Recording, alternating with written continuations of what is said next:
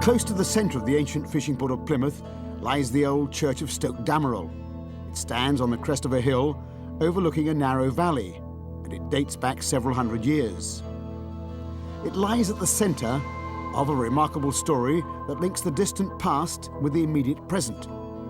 The story we tell is of an old fisherman who was attacked and robbed close to this church way back in the middle of the 18th century, and how that event has touched the lives of people here and now in the 1990s.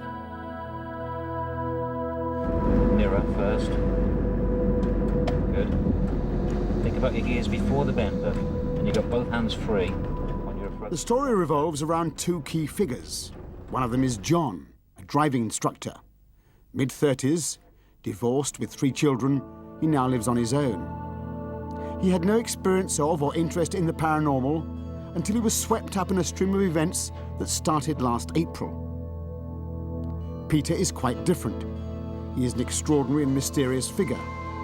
He claims not only to be able to communicate with the dead, but to be able to gain from them remarkable insights into the past and even into the future. The story that unfolded tested those claims to the very limit, and we have to say, in no way disproved them. John lives in Molesworth Road, an ordinary street in Plymouth, a row of typical Victorian houses, just down the road from Stoke Damerel Church. Back in the 18th century, this area was open scrubland. Molesworth Road was just a stony track. It seems that traders and carriers, with their cartloads of fish from the harbour, would take a shortcut across the scrubland. This is where John's house now stands, and in some way, the 18th century events seem to have been reactivated within the walls of the house that lies across the old fisherman's track.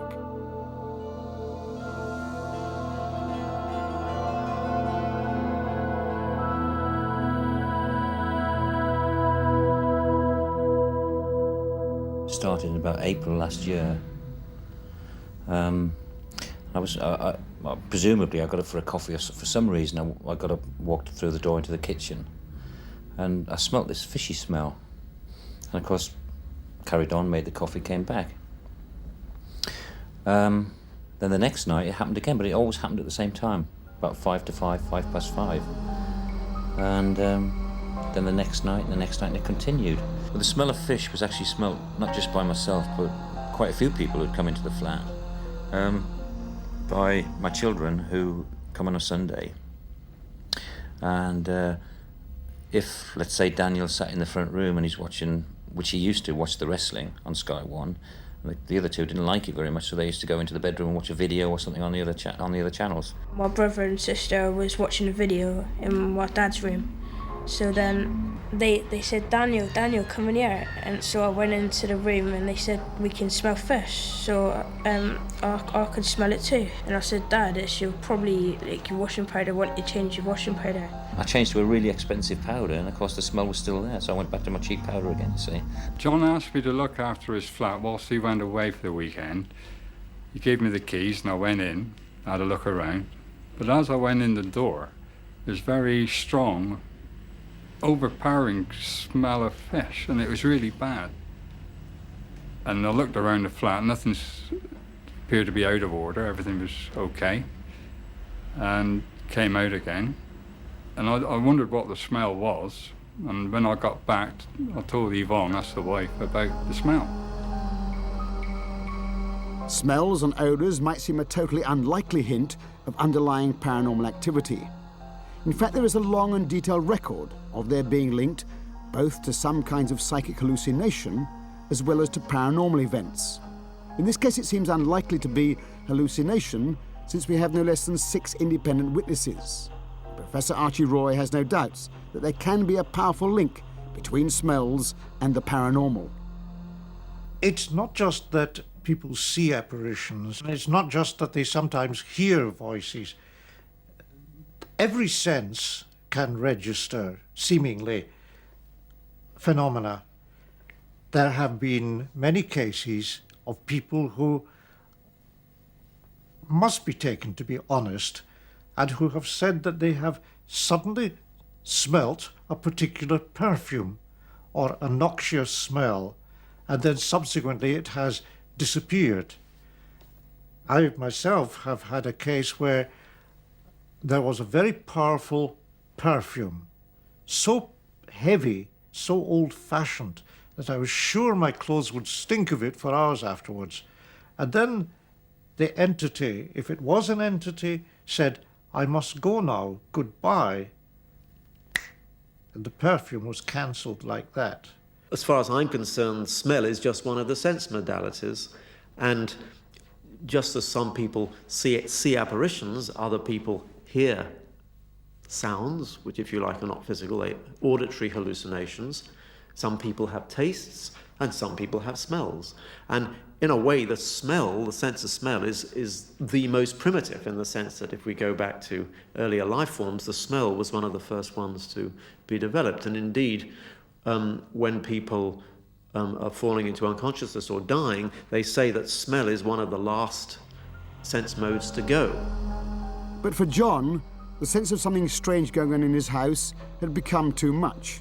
It constantly nagged away at his mind, this same event happening at the same time every evening.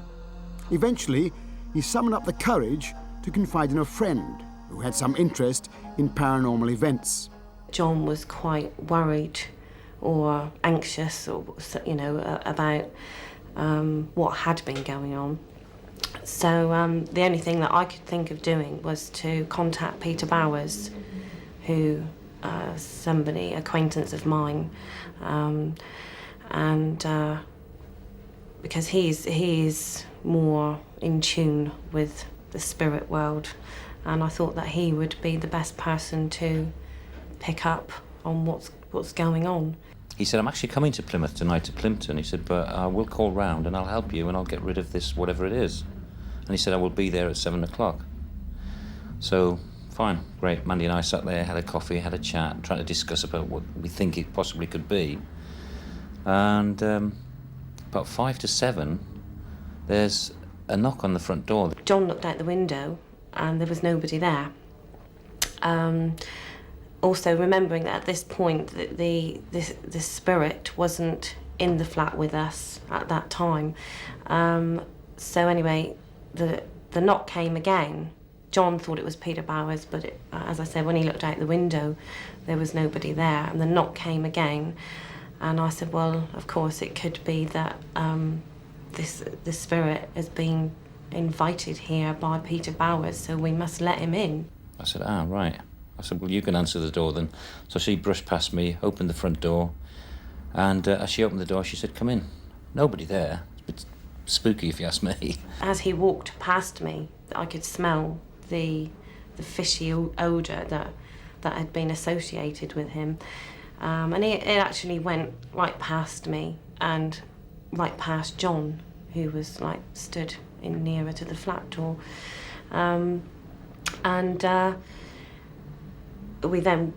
John and I went into the flat door, closed the door, and I said to this spirit, well, have a seat, make yourself comfortable at home, because my belief is that you treat them, they still think that they're alive, so you have to talk to them as though they are alive. By this time, the hairs on the back of my neck were standing up like you wouldn't believe, And she said, "Sit down in this chair next to me," and the smell of fish was actually surrounding this chair.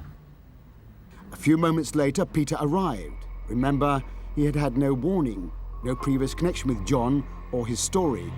All he knew about was the strange smell. He claims to have sensed the presence of some alien entity immediately. He went on to describe his contact in extraordinary detail. Age, physical appearance, the robbery, even most unlikely of all, a name. Now, the feeling was that it was a man of about 60, 65, something like that, a small man. He would only come up to here on me, up to my shoulder, rather thick-set, greying hair, but with a very unhappy and miserable expression on his face. He gave me a date of 1759, and he gave me a name of James Goldsworthy. And he told me that he'd been, if you like, an itinerant fish merchant of some description, or peddler, something like that. And he'd had a route of going from the back of the Barbican where he lived, collecting fish and other commodities from various places where they'd be landed, and bringing them up round to the villages at the back of Plymouth. and then he'd go around the circuit during the day and back home again by the evening. And at some point in time, he'd been robbed in the vicinity of this place, in the vicinity of this house. And as a result of that, it had caused a lot of hurt in his life. He'd been injured and his arm had been broken. His family had left him, his wife had left him at some stage, and all his good misfortune, if you like, flowed from this one instance here, and this is what kept him here. When a soul comes like this to be released, it's necessary for them to be able to make a connection through to the other side of where they need to go, because they're trapped in a lower vibration down here on the earth, and they haven't got the ability themselves to raise themselves into this new situation that they want to be. The reason they're trapped is their sadness or fear or whatever other condition that they've got around them. And so in this case, what I did, standing on the spot that I'm standing on now, I opened a vortex of energy into which he stepped, and it has the same effect as an elevator. And when the energy is right and he's in the right energy field, it's literally just a case of him passing up and going. Now, we always say a little prayer, the same as we would for anybody else who was hurt. And this is what happened on this occasion, and he was just lifted from this room, where I'm standing now in the hall, and away. The whole thing would only take 3 or 4 minutes. It doesn't take an enormous amount of time. This account, for all its graphic detail, leaves us with the eternal problem: what to believe. We have no means of sorting fact from fiction. Peter's story could all be pure fabrication. But in this case, the strange events at John's house that evening were only the starting point. They opened up a remarkable trail that enabled James Goldsworthy, 1759, to make contact with James Goldsworthy, 1996.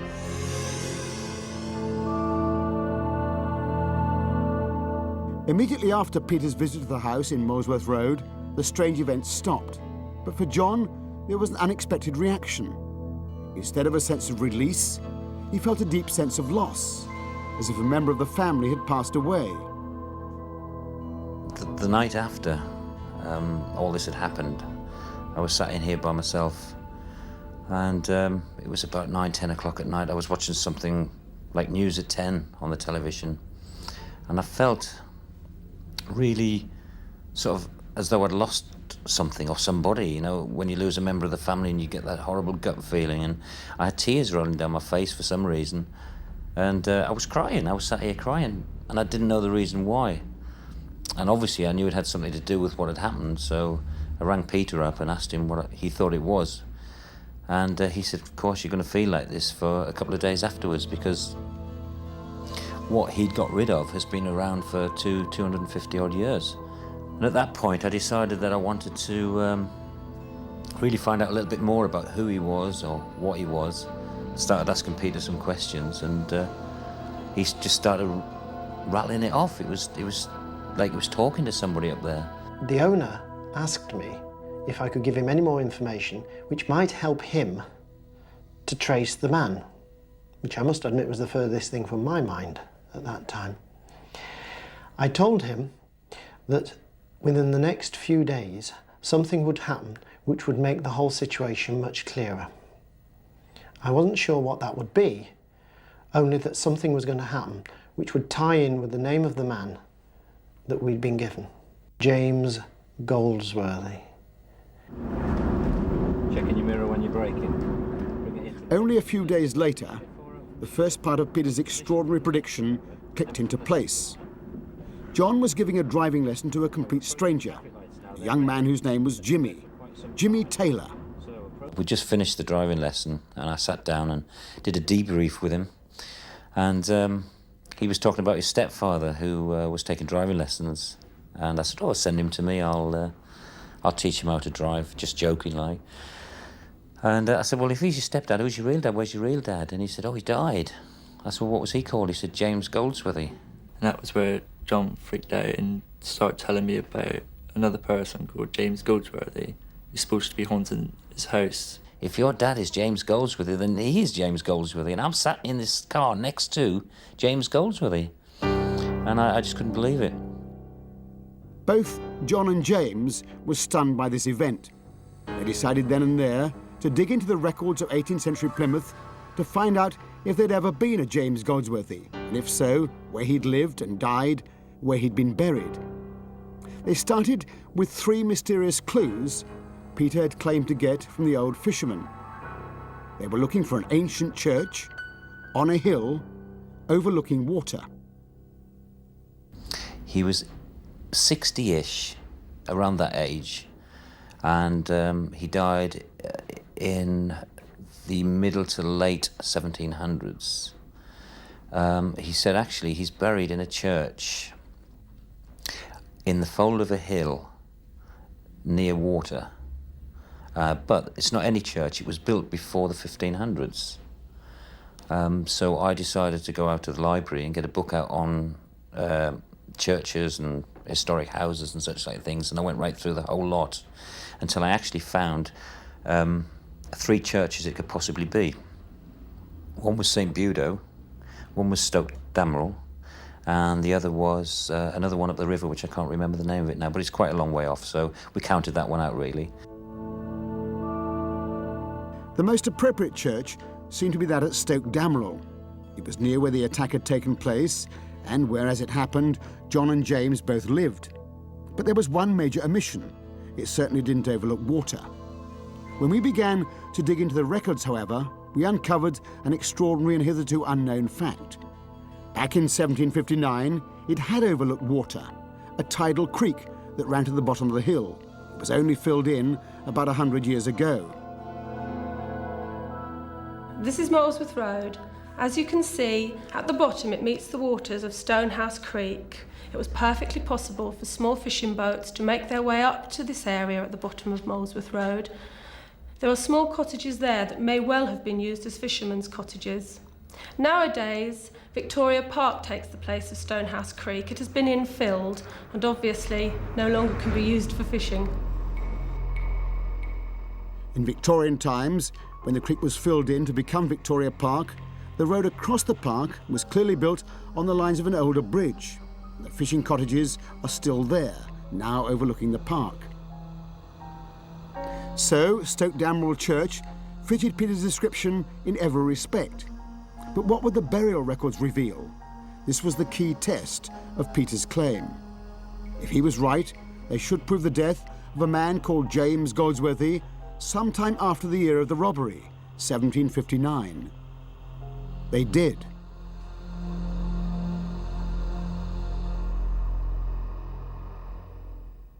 I'm Paul Bruff, the Senior Archivist at West Devon Record Office, the County Council Archives for Plymouth, and we're responsible for the records of the parish of Stoke Damerel, which is the parish of Devonport.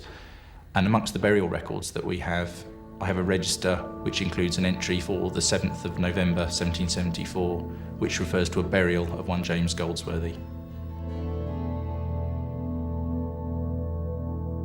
Even with all this historical verification, at first hearing, this story seems unbelievable, incredible. How is it possible?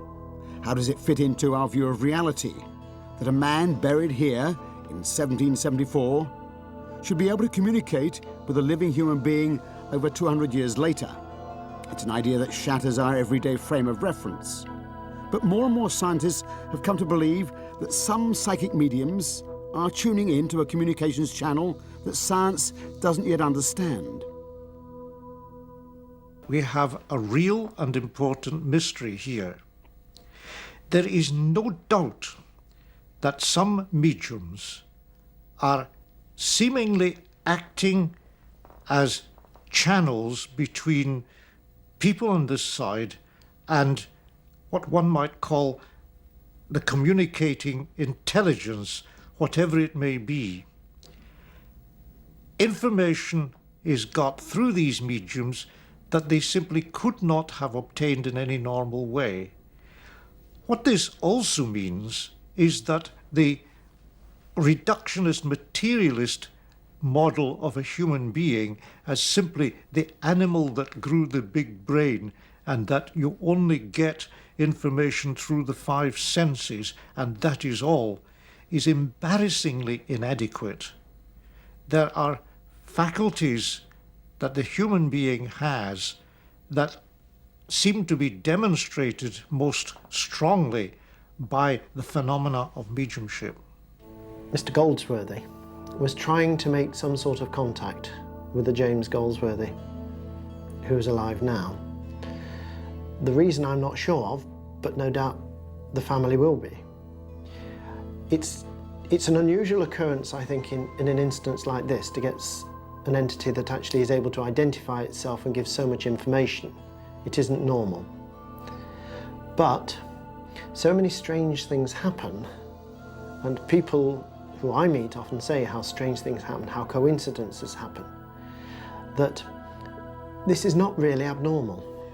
There are lots of things happening like this all of the time, but it doesn't sell newspapers, and it's only known by those people who happen to be aware of it at that time.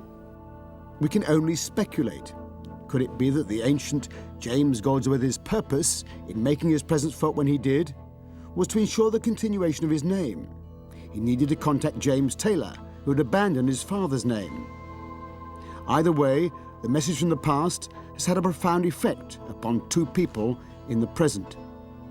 Now changed my name to James Goldsworthy to carry on my father's name. And with going through what has happened, if the other James Goldsworthy could be a past relative, that has encouraged me to change my name to Goldsworthy. Before this experience happened to me, I was not very spiritual, or I believed in God. Obviously, I think most people do. I didn't go to church. I wasn't into talking to dead people, if you want to put it that way, until after the event. And now that this has all happened, and things have actually been proven to me, where somebody can come into my house and say, there's a guy walked through your house, his name's James Goldsworthy, and he's buried in a church down the road. From 250 years ago, or as close as. I mean, how does that guy know this James Goldsworthy? Where did he pick him up from? And the proof is obviously in the records that this James Goldsworthy has been found. And to me, that is just fantastic. I mean, I'm not here on television to try to prove to people that there is something on the other side. I'm just here to tell you that it's been proven to me. And now my faith has been made so much stronger about the possibility that there is life after death.